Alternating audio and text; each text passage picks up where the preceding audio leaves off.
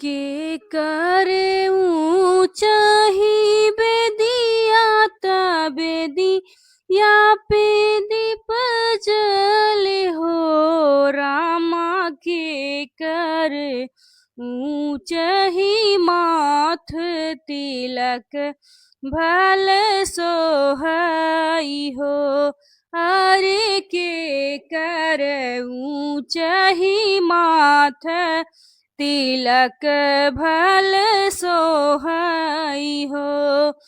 दशरथ के ऊंची बखरिया तमानी के दीप जले हो। तमानी के दीप जले हो।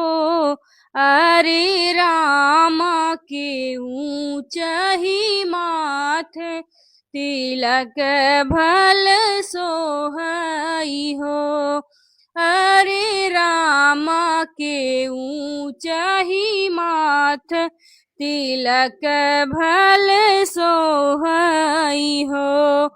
कहवा से आए तिलक कहरू तिलक चढ़ावई हो।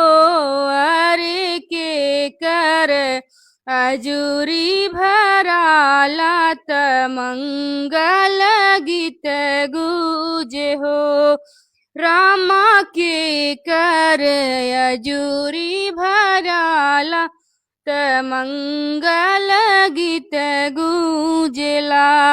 मिथिला से आए तिलक हरू तिलक चढ़ाविल हो।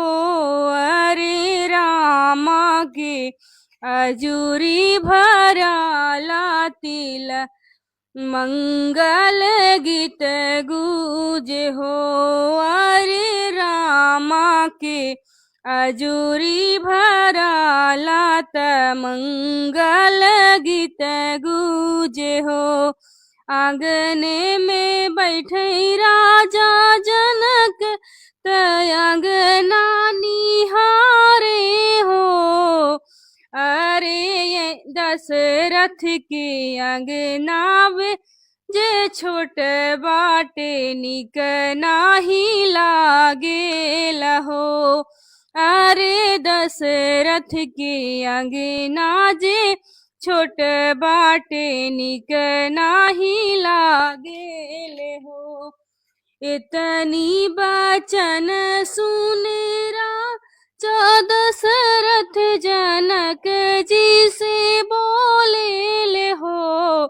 समधी अंगना तरी है सीता जे इही अंगने राज करी है हो। समधी यही अंगना उतरी है सीता तोहारे सीता राज करी है हो। जय श्री राम।